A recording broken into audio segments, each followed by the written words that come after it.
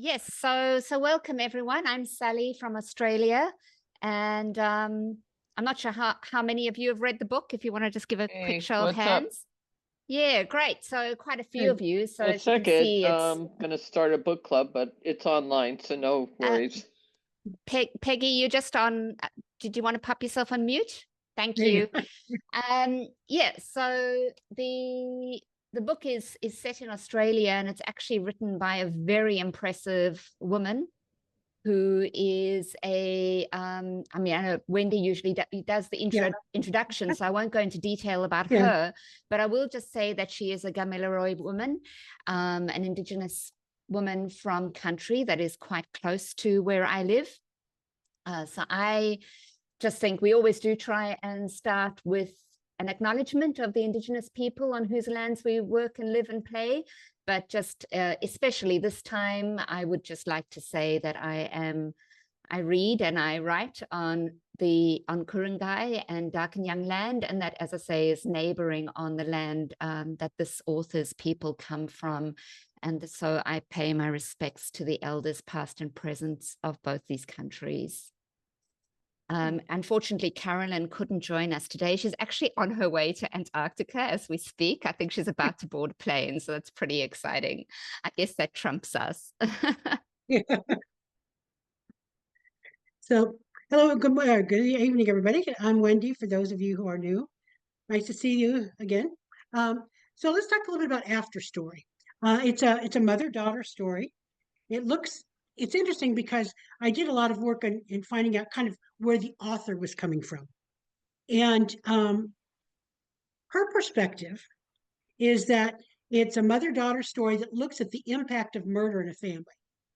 So that to her was a focal theme, which, I mean, yes, there was the murder, and yes, that was a part of the theme, but that was, to me, in my mind, was not necessarily the whole crux of it. So, but one of the things is that she really talks about the strong sense of cultures and how culture is so important to her.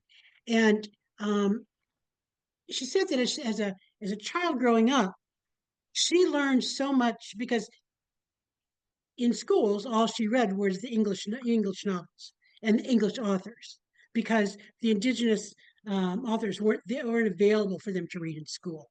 But she said from them she learned about class structure.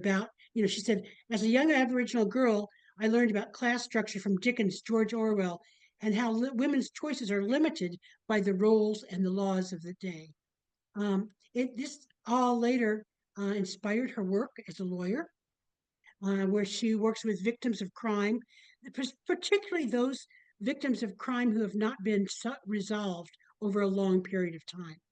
And she looks at those family relationships and families wanting justice but having no resolution. And so from that is her sort of her livelihood and what she's been doing. And so we can see a lot of that in the book itself. Um, she loved learning about women in literature. I want a quote from her, something I thought was really interesting. She said, um, this is talking about the stories of her people. And she says, when we write these kinds of stories with the purpose in mind of giving voice to our own community and our own mouths are reading it, is about encouraging non-Indigenous people to come in and feel what it is like to be in our culture and see how rich it is, to see if they can find an interest and a curiosity and a place for themselves in what they're reading. Until we get to that level of connection with us, the level of respect for us that we are forced to have with the dominant culture, we're never going to be able to solve these irretractable problems. And I thought that was really an interesting way to say that, that she wants to invite us into her culture for us to spark that energy to want to learn more. And I know for me, after reading this book, I did want to learn more about the culture. She is a very accomplished, she's a distinguished professor, um, and she's written a few other books. She her she wrote she received a Commonwealth Award for her novel Home. Her second novel, Legacy, won a Victorian Premier's Literary Award. And then her most recent story, which was this one, won the Voss Literary Prize, and it's been optioned to be developed as a TV series. She also is an award-making filmmaker, and she's directed several documentary films, particularly about indigenous culture. You Can Go Now, another one's called Rise Up. Another one, I hate to even try to say it because I'm going to butcher someone's name, but it's Maritinga Truaka, After the Apology, and another one called Innocence Betrayed. So she's been a very active in documentary filmmaking of the indigenous culture. She was awarded the 2009 Person of the Year Award and 2011 Australian of the Year. So she is, as Sally said, a very distinguished artist, known. She's awarded the Order of Australia for her work in Indigenous education and law and arts. And she received the Human Rights Medal in 2021 from Australia Human Rights. So that tells you a little bit about her, so the strength of her. And I think the book itself, to me, was really a testament to a lot of what her life has been and what her life's work has been about.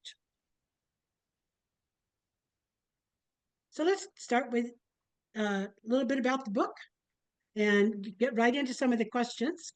We're talking about, we have Jasmine, who is the daughter. She's a lawyer who takes her mother, Della, on a tour of England. We have Della, who's a middle-aged Aboriginal woman who lives in a small town in New South Wales.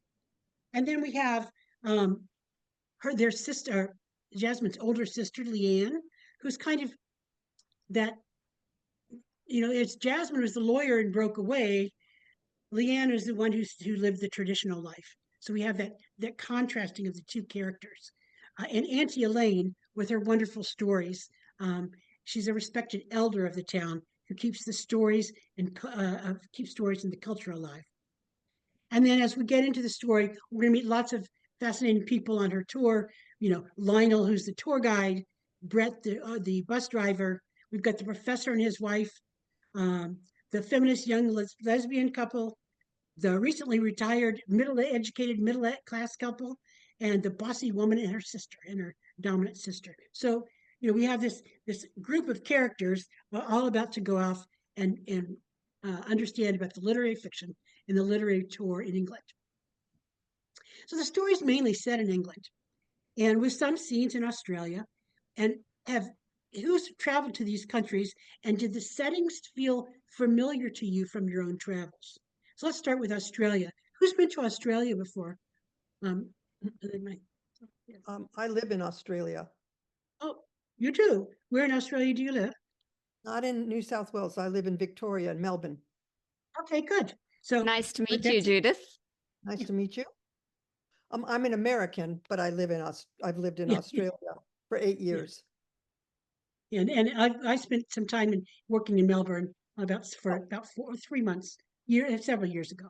So, that's nice. And did some of the settings, I will tell you, for me personally, the settings in Australia did not sound familiar, but that's because I was spending my time in the city. And also, when I wasn't in the city, I was in wine country. So, I mean, quite frankly, I didn't get into the small villages and the small towns in Australia. But it did ring a bell to me in England. When I have gone to England, I spent most of my time in small villages in England, because I go there on archaeological digs, and I'm in a small town outside of a field somewhere. And so those small villages with the little garden in the back of the pub that she talks about really rang true to me, in terms of sort of the quintessential British village, sort of the murder she wrote type villages, all scattered throughout the city. What about some others with their travels to England? England, Ireland, or Scotland? Yes, Catherine. Oh, you're on mute. Yep. Am I good now? Yeah, you're good now. I've been to the UK probably 4 times, and it was interesting. I had just gotten back from London, and I started the book like the next day. So Ah, nice. A lot of the places sounded familiar, and I had actually stopped at, I think, 2 of them, so it just Oh, couldn't have very been more timely. good. And Elena, did you have something? You're on And then I mute, get you, Elena. Patty.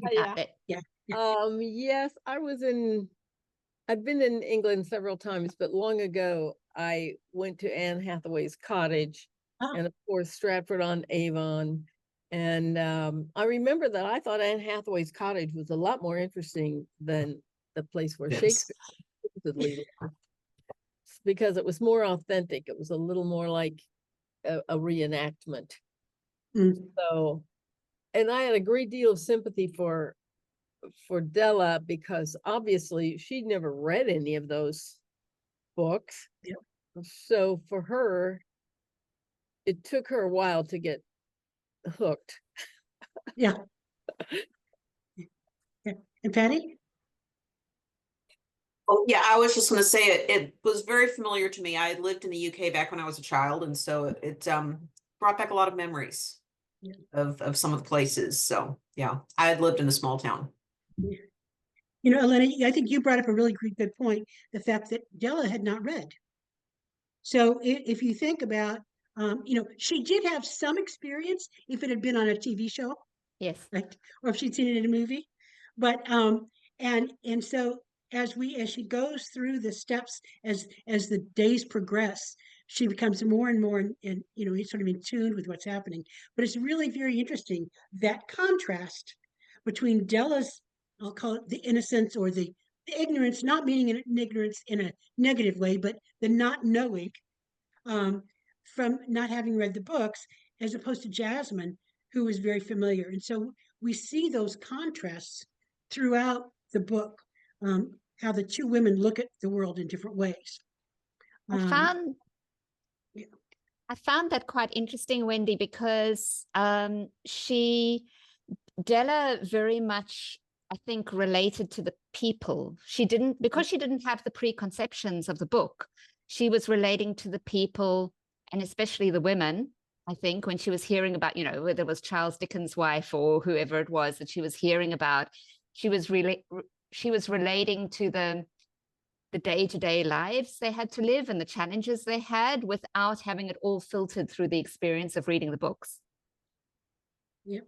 Great point. And You know, just, I've Yeah. traveled a lot in what they call the bush here, Mhm. outback Australia, and seen Aboriginal villages, and they would have been completely, what she saw in England would be completely alien to her. There aren't, I would never use the words charming and quaint to describe Aboriginal villages. They're Mhm. not. They're run down, they're dry, they're out in the middle of nowhere. So it would be a whole new, completely foreign experience for Della. You know, and one of the things with, I'm going to ask about your favorite passage, and I think I'm going to read two pieces. I don't know that they're my favorite passages, but it's part of what I really enjoyed about the book was those differences between the mother and the daughter. And if you'll bear with me, I'm going to read two different parts. This is, I don't know what day it is. I think probably about day 4 or some 4 or 5, something like that. And they've just checked into their hotel room. And so this is what Della says. Our room was pretty, with yellow flowered fabrics and a view out of the backyard of the hotel. There was a lawn with chairs surrounded by a hedge. Behind that, there was a patchwork of quilt of fields that spread out to the distance. That's Della's experience with it. Now I'm going to read what Jasmine had to say. All hotel rooms quickly start to look the same. When we got to our room, Mom lay down in the bed and I turned on the television. Two totally different viewpoints of the world. Yeah. And I really like that contrast, because as Sally said, Della is looking at the world and seeing it. And whereas Jasmine has much more preconceived notions of what's going on. Yeah, Linda.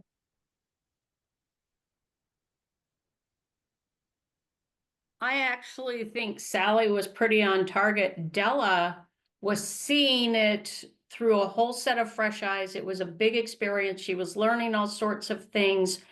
both geographically, lovely little towns with greenery and everything, but appreciated all of the new things that she was experiencing. And Jasmine was, I'm here to hear about the authors, and had her new friends and was all caught up in that and really not paying attention to what was going on around her. Do you think, and part of it was the lens that they're, sort of the familiarity they had with the scenes. But do you think that we can go and open our eyes with that kind of innocence and awe and wonder, even if we have that bias behind us? I think we always bring something of ourselves with us. And I mean, even Della did. It just wasn't the same lens that Jasmine did, or that maybe many of us would, because of not having the book focus. It's interesting that you chose those passages, Wendy, and your explanation of them, because when I was looking at my favorite passage, I mean, I always have a bunch, but the one that I kind of highlighted to bring today was just a very, very quick thing that Della, well, when it was written from the perspective of Della, and she said, they were talking about Winchester Cathedral and a yew tree, and then both being 900 years old, this 900-year-old cathedral and this 900-year-old yew tree. And she said, people are always impressed when a church is hundreds of years old, but they never stop to think how impressive the trees are. And I think that Della was also bringing something of herself to that experience. I don't think the eyes are ever completely free of where we come from, and that connection to country, which is so significant for many Aboriginal people living in Australia, that kind of constant connection to the land and the landscape and the animals and the plants and so on them. She brought that with her as well. But yes, completely different from her daughter, who had chosen this kind of more urban lifestyle and was looking at it through a different lens. Do we have somebody else's favorite passage? Yep, Jen. Yeah, it was probably around the same time that yours was, but it was Della, and I think they're at Virginia Woolf's house, and she's looking at the garden, and she said, if there was one thing I was learning today, it wasn't about books, but about how lovely a garden could be. I wondered that I never thought about it until now, but I guess that's what seeing the world is all about, opening your eyes to things you haven't seen before. And, it was a small thing. It wasn't like a big cathedral or anything, but it was something that meant something to her and kind of changed her view of things. Because she talks about how her yard at home is it's just grass and cement, and how she plans to hope to change that. Yeah, I kind of envisioned, because as she goes through the novel, she continues to look at the garden and the flowers and how she can grow things. And I think of, when she gets home, she's going to have this beautiful flower garden, that's blooming, and that she is as well. I mean, she's, really come into her own in a new way as well, just as the gardens have. Anybody else have a favorite one they want to share? Yeah, Patty. This is Della. All my favorite passages were from Della for some reason. And it's towards the end when she's talking to Professor Finn. And she says, it just goes to show that even when somebody rackles you most of the time, it doesn't take much effort to show a kindness, and it can make a big difference all around. I just like that she knows that about people. And I think those are the kind of things that she knows without having to think about it, without having to go to college or anything. So, and without having go ahead, Sally. I was just going to say, and without having to dress it up in fancy words, she has some very prosaic wisdoms. Well, and I think to me it was very interesting. I just couldn't find the passages, but sort of her when she was asked to tell stories and was starting to share the stories with, I think it was the professor's wife or the middle-aged couple's wife, somebody's wife. And people started listening to her. And I think it was in that point that she started realizing that those stories have value. I think, and you could see her kind of gaining her self-confidence as more people were listening to what she had to say as well. Anybody else before we go to the next question? Yeah. Yeah. Yeah. Elena. I particularly like this one. Della, of course. Yeah. Cambridge did make you wonder why the British didn't think they had everything they needed right here in their own country, so had to go claim somebody else's. And if you take someone else's land like they came and took ours, why do you feel such a need to replicate your own things in that country? Trying to erase what was there before. I guess because you think one is superior to the other. But Auntie Elaine knew about plants and medicines and the stars, that if you were really smart, you'd value what she knew as its own kind of knowledge. I think that's a really key point in the book. Yeah. Yeah. You know, and speaking of Auntie Elena and the sort of the town that they lived in, the novel flashback scenes are set in a small Australian community, and you know, with that full extended family with children running around the streets and playing in and out of neighborhood homes, sharing between households, playing. Does that resonate with your memories of your own childhood or bringing up your children? For me personally, it really did. You know, I lived on a cul-de-sac. I was the first house on the cul-de-sac, and we literally, it was large families in every house. And we just, like when I left the house in the morning, from the time I was about 4, I would either side shove out the door, our yard, Keepers, or Pinnell's. They were the two next houses, which meant we were free to go into those 2 yards with no additional, you know, and this pack of kids, we played and did everything together. We roamed the streets, we rode bicycles, we played in the woods.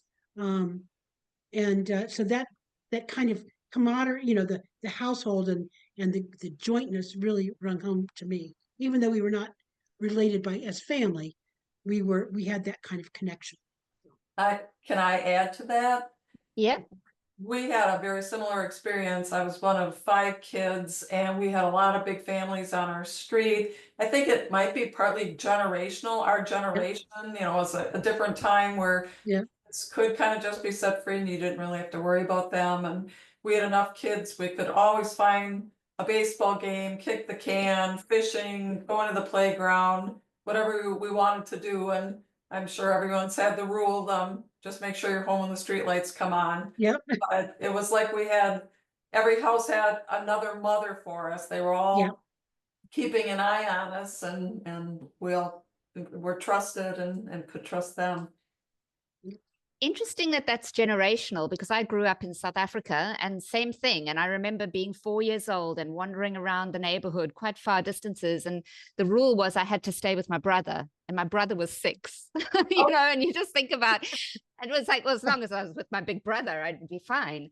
I just imagine if something had happened, I mean, if something happened to a kid today, and I guess that was something that's relevant for the book as well, you know, how much blame there was put on the family because something did happen to this child.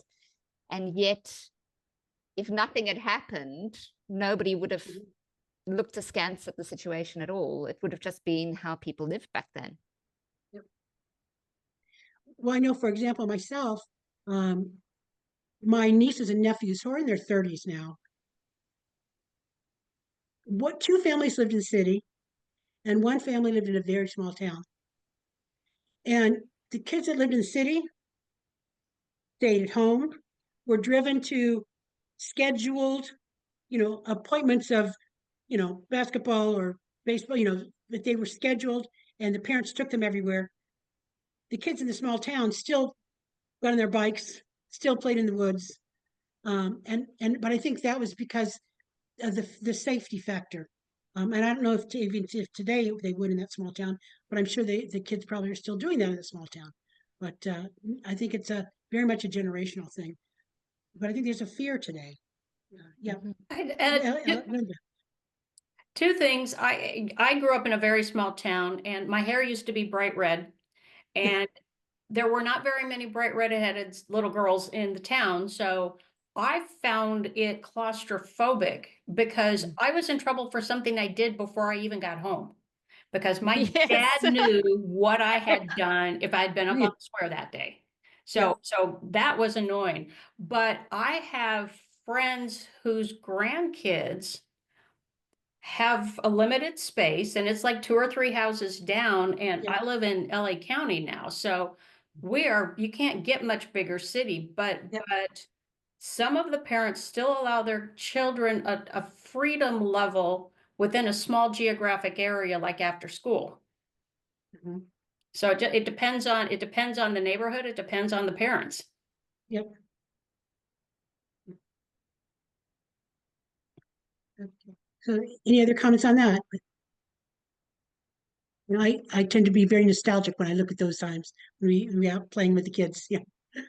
You know, despite Kiki, now Kiki is the Della's is Kiki sister. the sister. Yeah. Despite her initial refusal to look after Della's pets, both sisters know that she's going to take care of them, right? Do you have the kind of lifestyle where you can simply pack a bag and go, or do you have to have someone to look after pets and other responsibilities? And has that affected your travel? See Patty nodding. No, I have a funny story. Right now, my limitation is my 93-year-old mother. I always have to make sure somebody's there for her. But you know, when my kids grew up, they're in their 30s now. And so when they graduated and our longtime family pet passed away, my husband was like, "Oh, I want another dog." And I'm like, "No, I don't, because I want to be able to run off for the weekend without worrying about the dog or whatever." And so we have a dog now, but it is not my dog. And it's a family joke almost that that's not my dog. If we're going out for the weekend, I'm not the one who has to worry about that. So you know, that just happened. I was the mom that took care of everything, you know, the one who had to buy the pet food and take them to the vet and take the kids to the dentist. I mean, it was 100% on me back in the day. And I'm like, I'm done with that. So, Yeah. so yeah, that's not Love my it. dog. Well, I have a cat, and you know, I don't travel as much as I used to, but I was, you know, traveling every other week for work. And both the current cat I have now and the one before that just got used to me being gone.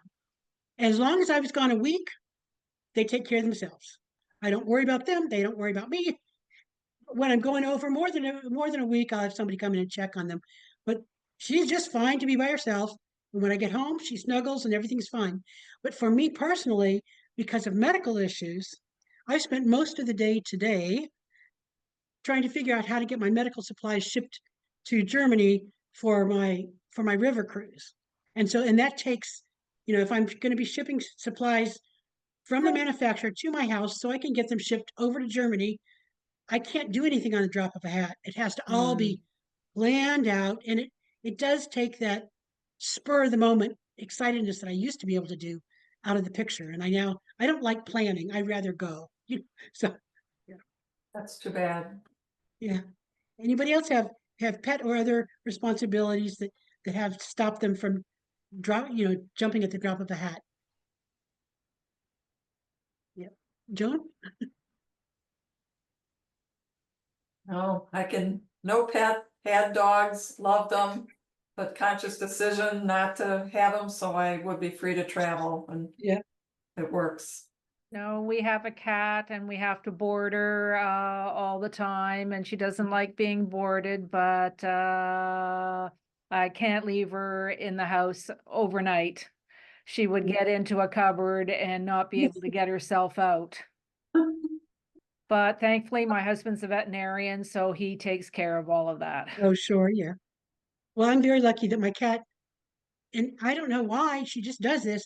I can fill up 3 great big bowls of dry food, and she just eats a little bit each day. Mm. You know, she does. You know, she doesn't like. You know, so she paces it out. She paces out her water. I leave several bowls of water, and several things of food, and there's some there when I get home.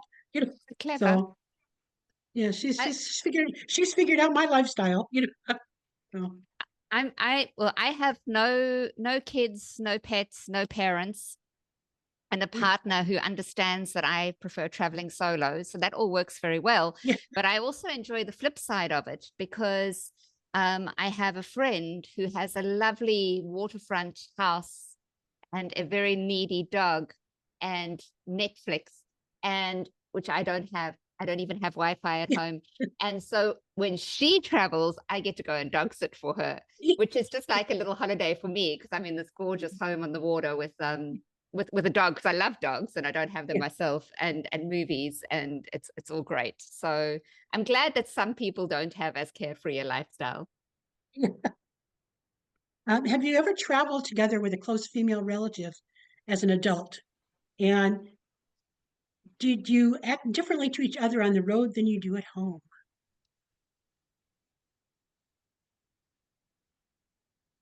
I think I'm about to find out in April when I go with my sister-in-law for 2 weeks. I've never I mean, I've spent time with her. I go to her house, she comes to my house, but this will be our first time traveling, and I think it's going to be a challenge because I'm used to traveling on my own, and that just being with another person is going to be a little difficult because I'm used to doing what I want to do when I want to do it, without worrying about what somebody else wants to do. So that's going to itself is going to be an issue, but I'm not sure how we're going to act when we're together. Yeah, Patty.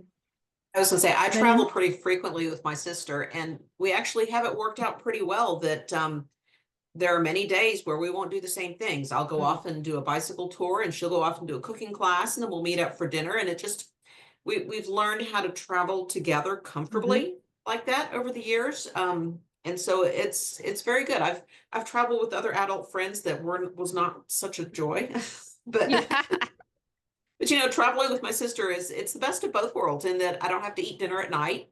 You know, we're not always alone. We can work things out if we need to, but we both do our own things quite a bit, so it works. Good. Peggy? Yeah, I travel with my sisters as well, and it's great, you know, but it's and like Patty, we can do our own thing or we can travel together. It's sort of like, you know, I come from a large family, very generational, and you know, it's like having your own tour group, you know. It's great. And when my mom was alive, you know, we made it a point to she liked to travel, but she couldn't go by herself anymore. So as a family, we would take her, like we took her to DC. And then she also wanted to see, for some reason, Dollywood. So we all went to Dollywood, you know, and so yeah, it was nice. It's kind of nice to interact with my siblings as adults, you know. After we've I mean, we've all got kids, and you know, so we talk. You know, it's nice. There are a few of us here from big families. I'm one of 6. I'm the youngest of 6. And it was a real rite of passage for me the first time I traveled with my sisters, because we went to Peru together. It was my idea to celebrate my 30th birthday. So we 3 brothers, 3 sisters. The boys all couldn't come for some reason. The 3 girls came along. And as I say, they're much older than me. But when we were in Peru, I was both a more experienced traveler than them, but also I could speak some Spanish, which they couldn't. And suddenly I found myself in the kind of leadership role in that trip. So I was the one doing all the navigating and ordering the food and finding our way and organizing tickets and negotiating. It was a very interesting period because we were in Peru when 9/11 happened, and we had some issues on our tickets for going home, which now seems crazy, but at the time we were all very relaxed about flights. And yeah, so that was a real change in our relationship, that, you know, I was no longer the little kid. Yep. Also about no longer the little kid. So when my daughter was 30, I had promised her a trip to London. That's when I was in London. And so she took charge, and I'm like, fine, go for it. You know, and she says, "Well, what do you want to see? What do you want to do?" And I told her what I wanted to see and do, and she like planned the whole trip. You know, what we're doing every day and where we're gonna stay. And I was like, "Wow, adult children are nice." You know, Yes. this was nice. You know, yeah. Linda? So London and traveling with moms, our last big trip with my mom, my brother, sister-in-law, sister, brother-in-law, myself and my mother went to London. And she had started going to London with her brother after my dad died, and they went 3 or 4 times. And she knew what hotel she wanted to be at, and she knew what she wanted. I mean, she just had things. And Yeah. we didn't do everything we did most everything together, but we didn't. And there was a day where my brother and sister-in-law went off and did Windsor Castle or something, and I tagged along with my sister and brother-in-law. We went down to Greenwich. And when my mom had been there, she had decided that St. James Park was really her park. And she thought it was nice that other people would visit it, but would get annoyed if it got crowded. And at the time, she would have been 86. And we're staying, 2 or 3 blocks from the park. And the day that I went off and my brother went off, mom went to the park by herself and had the best time. And she sat there and she read and she talked to people and got annoyed with all the people in her park. And I mean, she found her way there. She found her way back. She remembered all of the shortcuts to get around the neighborhood and just loved it. Right. Well, one of the things, having the mother-daughter situation, the author uses those alternating chapters written from the two different characters. Did that tell you anything about their relationship or their different experiences? Now, my feeling because, I already read my passages, but how did you feel about the alternating chapters and what did it bring to the story? I thought it was interesting to hear the different points of view. You know, I'm like, well, she's still a child. Of course she thinks that, you know. I mean, I'm reading it as a mother and I'm like, I thought she was young. You know, she sounded very young in the beginning of the book. Mhm. Although I am curious, why do you think she reversed the order, on day like 8, 9, and 10? I Yeah, that don't was know so why. weird. I don't know why that happened. And that Why was done why purpose. That was done purposefully. I'm sure it was, but I'm not Mhm. sure why. I can never clue into those things. Yeah. What are people's thoughts about why that might have been? Didn't notice. I No thought it had to idea. do. I It's thought it true. had to do with Della was now coming stronger of the two. I mean, I personally, quite frankly, I didn't like Jasmine. I thought she was very critical of her mother, and very kind of almost condescending towards her, which bothered me a lot. And maybe just because I like Della so much, but I thought maybe it had to do with the fact that now Della was kind of starting to take charge a little more. Was the only thing I could think of. Mhm. Any thoughts on that? I Or I related to the story a lot with me being Jasmine, so I'm sorry to hear that. oh no, actually, I thought of myself as being Jasmine as well. And So Della being my mom, and even I took her on a trip to Wales, England, and overall it went well. But once she started drinking, I mean, I was embarrassed. I think she said her lack of a filter. There were so many passages that I could have written. So I really enjoyed this book because I love that they alternated between these two. It actually made me think about, well, what was my mom experiencing and thinking at the time? And, how did her past experiences influence her words at that time? So it was good, but I liked both characters. yeah. You brought up the drinking, which is a very interesting point in the book because Della is drinking or starts drinking later on, and Jasmine's very critical of it. But if you go back and look at the book, Jasmine's drinking almost every night with dinner. Ah. Mm. So So although Jasmine is drinking on a regular basis, she's not getting drunk, but she's having cocktails every night with the group. Jella's not necessarily doing that. And so, but yet she's being very critical of her mother for drinking, which I thought was interesting. But yeah, so it's a different way of kind of looking at it from that lens. Something else that I found really, I love the alternating chapters, and I love that they're overlapped in time. What I found so interesting and beautiful, but also really sad, not just for these characters, because I think it is kind of a human universal, is how sometimes when we think we're communicating, we're not. Yeah. You know, so there were a couple of occasions where the two of them have a conversation, they walk away from the conversation and they think they were talking about something completely different from each other. And I think that hit me hardest. I mean, there were a few when they were talking about Shakespeare or whatever, but it hit me hardest right near the end of the book when Jasmine feels that she's reached out to her mum about, you know, she's realized that her mum has a childhood sexual abuse trauma. And she feels like she reaches out to her mum to comfort her.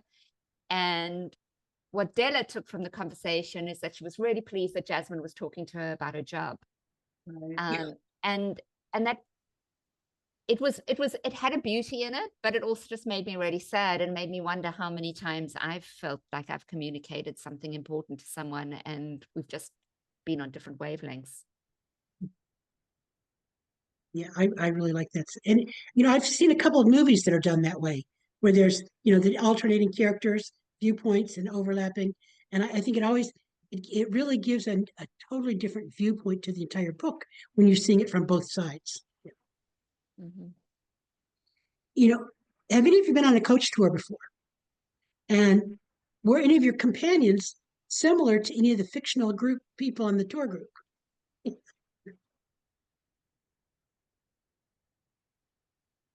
I've been on a coach tour.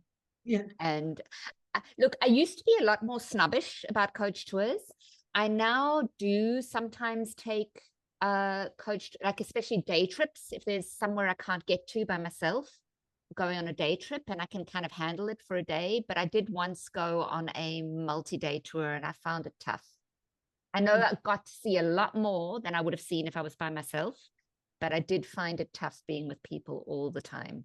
And they weren't the same archetypal characters, but they were also kind of sort of stereotypical characters on my tour.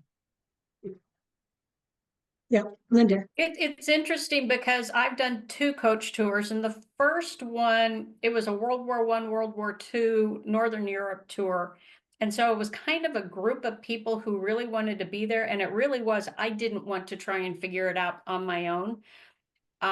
But everybody on that tour got along with everybody. And it was people from the US, the Anzacs, and the Canadians. And, you know, we had little rivalries going on about who participated more in what, but everybody got along. We watched out for each other. If you're walking down the street, because I was on my own, if you're walking down the street by yourself and somebody's sitting at a bar, they call you over. So that was my first, and it was fabulous.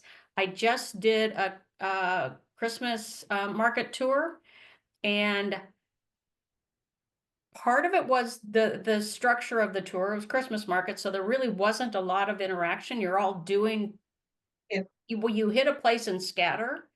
And so there weren't characters like in the book because we really didn't interact that much. Mm-hmm.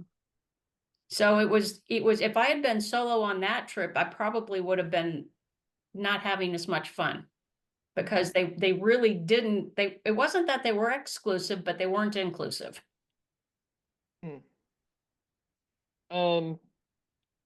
What I found interesting in the book was how the characters started to get along by day 8. Yeah. You know, the professor and Sam and Tony, and you know, they sort of like said, okay, Sam and Tony are Sam and Tony, and the professor is professor, and they sort of like made it work. And Yeah. it was, and they were kidding each other, you know, like, this is who I am, and you know, don't take, you know, whatever. And I thought that was a nice part of the book. Mm-hmm.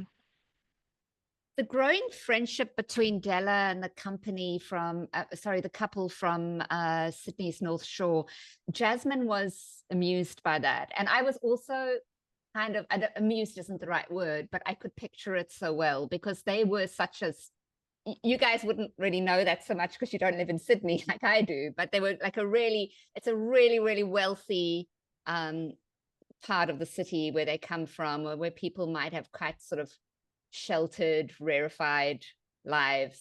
And it was great just seeing that dynamic, Peggy, when they started to become friends. You're right, kind of further deeper into the tour. Are any of you, oh yeah, Dana.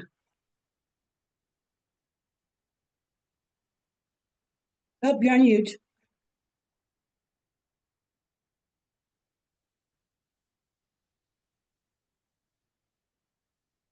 Can you get yourself unmuted? Okay. There was a bar obscuring the little tab. Yeah, that happens.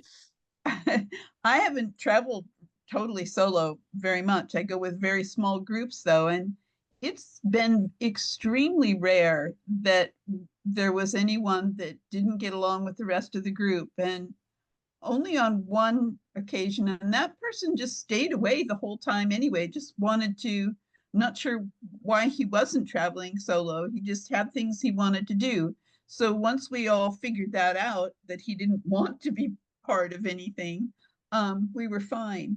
But I was interested in, there was a passage that I said, because there are definitely class and social power structures going on here, it says, there was a part I highlighted that said, if you deconstructed the power structures, understood where bias and prejudice hid, the very articulation gives you the freedom and the power to create a new way of thinking, a new way of going forward.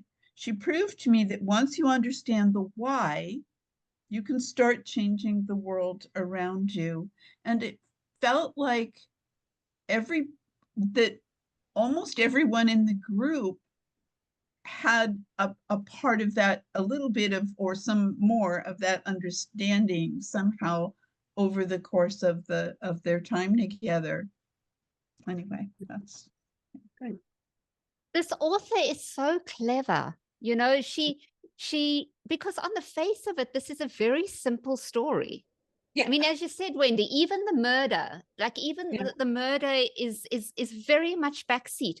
On the face of it, it is a very low-key, slow-paced story where not a lot happens. But yeah, Dina, what you're saying there, she is so clever. She has thought of everything and she has knitted everything together so carefully and in such beautiful writing. I agree, and everything is low key, which is what I liked about the book. You know, she talks about some really intense topics, and yet it's not, you know, leaving you with, you know, a depressed feeling. You know, like it's just, I really like the way she handled the racism and the things that happen, and you know, the snobbery and child abuse. I mean, it was there, you know, and it's part of the story, but it's not the story, which is what I liked. Okay, so who was your favorite character? I know mine was Della for sure. That's a tough one. Anybody else have somebody other than Della that they had? Yeah, I liked the tour guide. Me too. What was his name? Lionel. Leonard or Lionel. Yeah, Lionel. I liked him. He seemed to enjoy what he was doing. He seemed to do a good job. He seemed to love talking to people. So I liked him. Yeah. I liked Lionel. Oops, sorry. Yeah, no. I liked Lionel because he appreciated Della. Yeah. You know, and saw her for who she was. But my favorite character is is it Elaine? Helen? Yeah, Auntie Elaine. Yes. Yes. Yeah, Auntie Elaine was my favorite as well, even though I feel like we're cheating a little bit, Peggy, because she wasn't really in the story, but she was brilliant, absolutely brilliant. Yeah, but she was, she was an elder of the group, and actually, I think what we're seeing in the book is Della is learning how to become an elder Mhm. to take that place when she comes back. So another just little terminology thing here in Australia, in Aboriginal communities, the elders, the respected elders who are leaders in their community are usually called auntie and uncle, regardless of whether there's a blood relationship.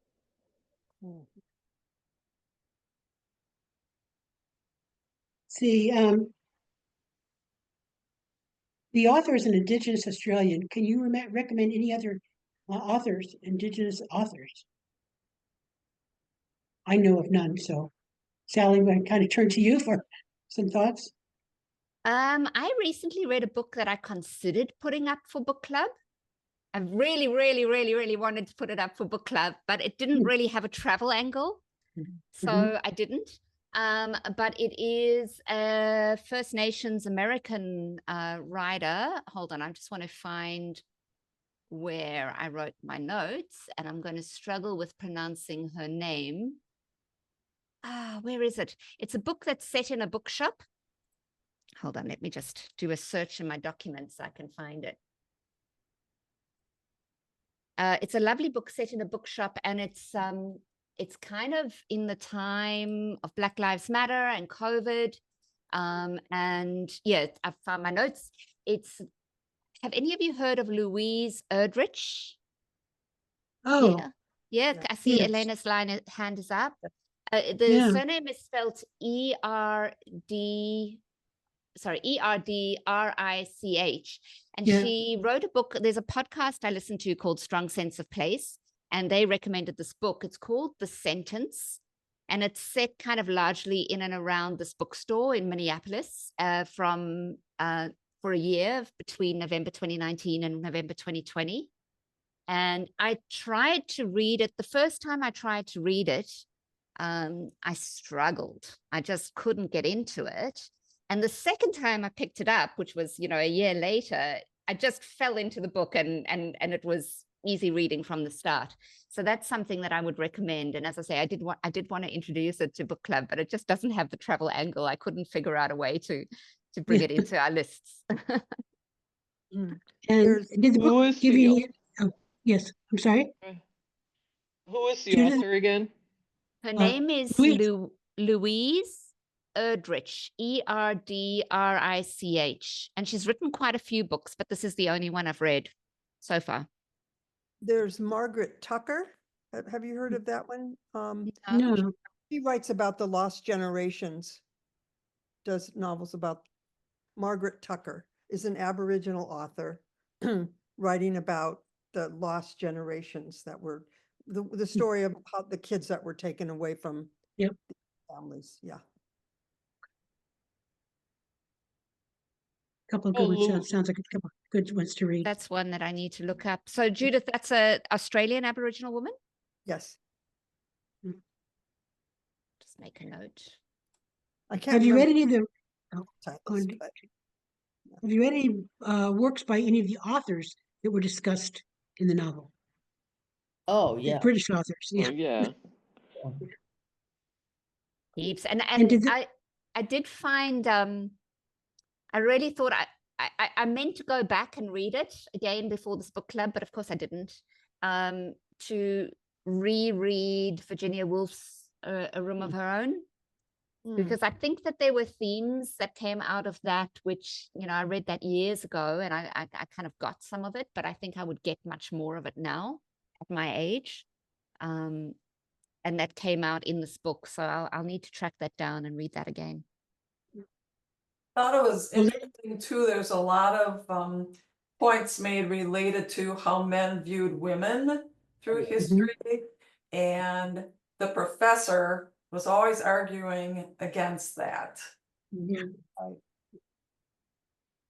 Elena? I was going to say I read, and this was a very long time ago. Oh, this I think was New Zealand, not Australia. a book. It had the word bone in it somehow. It was a very complicated book about this woman who sort of adopted a boy who was sort of like a wild boy who really couldn't speak well.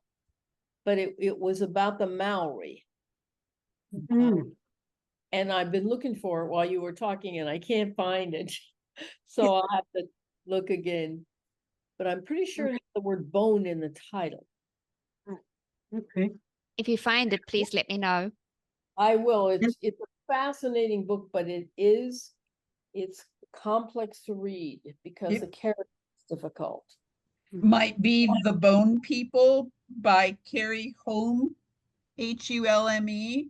I think so. Because it's New Zealand. Yes, it's New Zealand, the book. I think the whole story revolves around the Maori. Okay. There are a few Aboriginal Australian authors. There's Claire Coleman. She wrote a book called Terra Nullius, which is kind of a speculative fiction book that you kind of get halfway through and suddenly the whole premise is turned on its head. And there's another lovely recent book, which if anyone is particularly interested in Australian Aboriginal books, I can send the name to you. It's quite recent, and that has a lot of insights into language in the northern parts of the country. So yeah, there's some good people writing, and I would like to, I've actually been looking for, since I started kind of helping out with this book club, I've been looking for a book that deals with travel themes that's written by an Indigenous author. And it's been really hard for me to find one that's also readily available in all the countries. And, you know, there's a lot of stuff that's out of print. And I guess a lot of what Indigenous authors are writing is also, you know, they're tackling some really, really serious issues in their work. So it's not necessarily themed around the kind of travel that we focus on in our book club. But I would love us to include more of those authors. So if people come across things and they think they might be good fits, do let me know. And I hate to say this, ladies, but we are coming to the end. We've got about a minute to go. And Sally, you want to tell us about next, April? Yes. So I actually want to just mention 2 upcoming books. I'm just going to jump over April for a minute and just let people know, especially our regulars, the June book.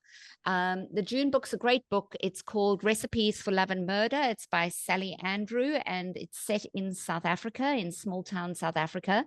And it's also got a couple of great TV shows. The second season has just been released a couple of weeks ago, and I haven't seen it yet, but the first season gives you a beautiful sense of place if you want to know what it looks like. Although I am, as always is the case, when I watch something that's been adapted for screen, I'm very annoyed about all the places it deviates, especially with the characters. Now, the reason I'm telling you about the June book now is that it has unfortunately proved to be one of those. It's a little difficult to get in paperback. You can get it in the States and Canada, which I think is where most people here are from, but it is probably going to have a longer lead time for ordering it. So if you're looking at paperback books, as I know some of you prefer, you might just want to not leave that one to the last minute. So that's our June book. And then our April book, I haven't actually read the April one yet. It's called The Spoon Stealer. It's by Leslie Crew, and it's set in Nova Scotia. And I know that I think Carolyn's read it and loved it, if I remember correctly. But that's one that I'm struggling to get here in Australia. I never realized before this book club that there would be an issue with getting books in different countries. It's been a real eye-opener. But so those are our next 2 books that are upcoming. And I have dropped a link in the chat that has the books for the whole year if you want to look ahead. Sally, can I ask, do you read physical books you hold, or do you read like books that you can read as an ebook, or how do you prefer to read them? My preference is reading paperbacks. I read an ebook when I'm traveling because luggage. But I also sometimes have to I actually cannot get the Spoon Stealer except a very expensive way. So I'll be reading the Spoon Stealer as an ebook, but my very strong preference is to read a physical book. How about you, Catherine? Well, I love audiobooks because I can just plow through so many at a time, but it depends. I love the smell and feel of an actual book, so sometimes that's my choice. With this particular book, I did it as an ebook through Apple Books because I wanted to be able to highlight and put bookmarks and all that good stuff so I could go back and reference those again. So it's a combination. But the reason I asked that as an ebook, usually those are a little easier to get. But yeah.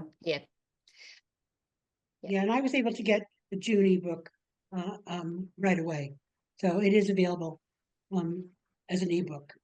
Yeah, I think the ebook's really easy to get for the June one. It's just if you want a paperback, and you can still get it, I believe. I just know that Carolyn said it was going to take, I don't know, 3 weeks or 4 weeks or something to get to her. So Okay, well, ladies, it's been a fast hour, or an hour and a few minutes. So great seeing you all. We'll see you in a couple of months. Thank you very much for the book recommendation. Fabulous. And there's some new faces here tonight. I hope we'll see you again as well. Yes. Thank you for your time. All right, bye-bye. Good night, ladies. Good night. Night. Oh. Hi, Sally. Hey, Helena. Hey, I'm shutting down. Yeah, I Yep, think you can so. shut down Okay. now. Thank you so See much. you. Bye-bye. Okay. Have a good night. Bye-bye. Good night.